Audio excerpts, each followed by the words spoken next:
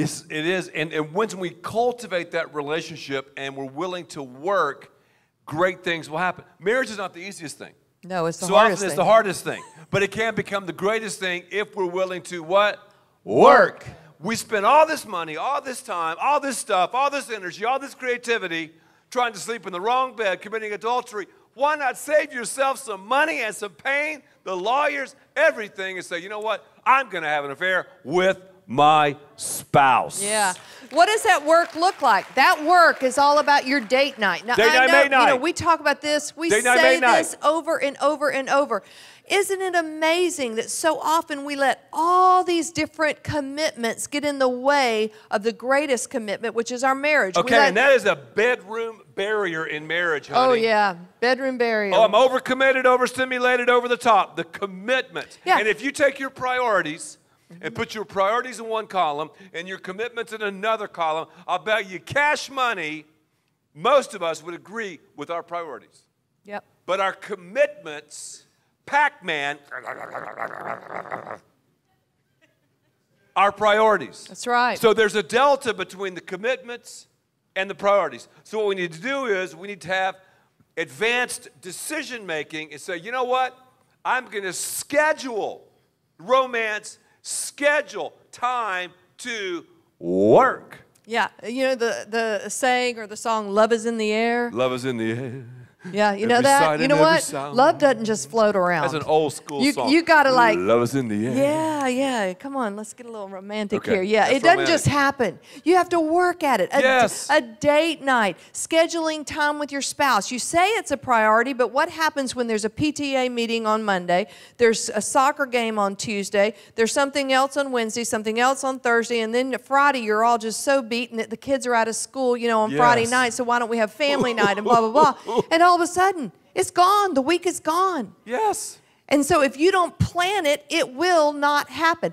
How cool would it be if every married couple on their PDA had, is that what you call it, a personal something device? Or something, something like that. You know, your day. It used to be in my day. It was the day timer. You know, back in the old day timer. You flip. Yeah, your smartphone. If you put on the calendar a date with your spouse, and then it would like pop up and say, today's date night. Today's date night. I mean, the only thing that maybe would supersede that would be if Tim Tebow invited you personally to sit in his box to watch the Broncos play the Cowboys. I mean, something like that. Maybe. But anything else, no. But I would say ask Tim if you can bring your spouse. Yeah, I bet Tim Tebow why would not say, make hey, that date night? Yeah, you bring your better half, baby. Yeah, so you've got to work on it. Also, you need to schedule time away. Everybody needs a little time away. I'm talking the 70s now when real music happened. I heard you say. So you need to schedule time away, meaning an overnight trip with just you and your spouse. An overnight trip with just you. Oh, but that costs too much money, Lisa. You don't know our budget, and we're in debt, and we can't do it, and it's just too much money. Yeah. It's amazing the things that we'll pay for. Whoa! Select clubs for our kids. Somebody. We'll pay for, you know, the anything and everything. Yes, we will. But we won't invest in that with our marriage. You've got to invest You've got in to that. invest. And it doesn't have to, you could be going camping or something. It doesn't matter. Just take a break. Be creative and think about it. If you don't take a break, your schedule will break you. Your marital schedule will break you. So commitments keep us, right? Commitments, not priorities. Commitments keep us from the kind of intimacy that we should have. Also, too, very quickly, I talked about kids. Keeping intimacy at a distance successfully. Kids can keep you from making the kind of love you need to make in the marriage bed. What do? You say, you know what? I'm in charge. I'm not your buddy. I'm not your homie. I'm the parent. I'm the leader. I know more than my kids. Yep. So, hey, Ed. If their kids are small, put them down when they're ready. If they're teenagers, just say, you know what? You better be in your room at 9 o'clock. If not, you're going to hear some stuff that you don't want to hear. So get up there. They'll go upstairs. They'll go to their bedroom. They'll have the door locked. They'll have the door locked and the music loud. You won't have anything to worry about. Hey, I know you did it at one of the services this morning, but do the parent rap. Oh, the parent rap. Did you hear the parent rap? Anybody hear that? Well, yeah, okay. Well, there's some that didn't. So. If your kids ever rebel, just just become a hip-hop artist. Here's the rap. I'm the parent. I'm legit. There's no use arguing. You might as well quit. You can roll your eyes and say it's not fair. You're telling God you really don't care, so do what I say all the time. Then your life will have serious rhyme all the time. Peace of mind. Now, you think we're joking, but there's been occasions where our kids will be coming back at us with, oh, why are y'all doing this? And you're not going to leave again. You're not going on a date. Why can't we do this? And Ed and I'll start rapping. You know what? They'll quit rebelling because they don't want to hear us sing. They don't want to hear us sing. So it works. It isn't so much the lyrics that it is just the fact that it's us doing that. Yeah. So. All right. And the third thing we do is we compare our spouse to Christ. Yep. You got it? Why can I say that? How can we say that? Because the marriage is the only relationship on planet Earth that God uses to compare his relationship with his children. So very few of us ever realize how deep and how strong the message of our marriage is to the world. The greatest compliment that Ed and I can ever have as a couple is when someone looks at our marriage, looks at our relationship, and they're motivated to live their life differently. Do you know that your marriage can be that kind of marriage? For our 25th wedding anniversary, we were, I think we were at the beach, and we were jogging, and we stopped in a couple of little stores, and one of the stores we were laughing and kind of, cutting up, and this guy started a conversation, and he was just like, no, what are you guys doing here? And we said, we're celebrating our anniversary, and, you say 25 years, and they're like, whoa, that's awesome. And then he said, talked a little bit more, and he goes, you guys actually like each other. This is amazing.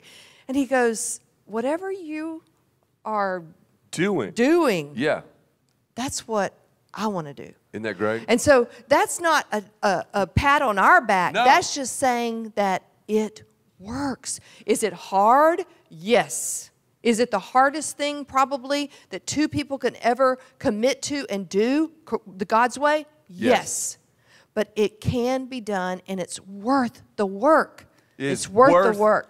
The work. So compare your spouse to Christ. Now, the last one, before we get really practical, connect with your spouse regularly.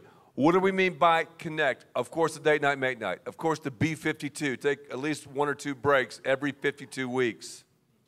Year, 52 weeks, get it? Okay. Be willing to work on your marriage. Serve together. Somebody serve somebody in the house. Yep. Let me say it again. Serve together. Attend. Make sure your family is up here at church. We have to have this corporate feeding once every 7 days. We have to have it. We got to have it. That's good. There's let me just add, there is no place that will highlight and underscore the values that God has for your marriage like the house. This house. It's the only institution that highlights and underscores the transcendent values taught at home, the church. The only one. Our schools don't do it. The media doesn't do it. Hollywood doesn't do it. Who does it? The church. The church. The only institution that Jesus ever built. Here's the church. There's the steeple. Open the doors and see all of the sexperts. But this house wants to see your house flourish. Somebody. This house wants to see your house flourish. So revolve your life, your family, around what God has given you, which is his place to serve, to grow, to sow, and to share. Those are the things that will build strength in you, build strength in your family, and you'll be able to experience the great and awesome things that God has for you. Well, how much should we connect? How many times a week should we do it? 2.3 times a week? We've written a book called The Sexperiment. We're talking about connecting 7 days of intimacy with your spouse. The goal is have sex for 7 straight days. But it's not a contest, guys. Yep, we made 6 out of 7. No, we got 5 out of 7. It's not that. Read the book. You won't believe it. It's taking a week to make love. You can do it even in your hectic schedule. However,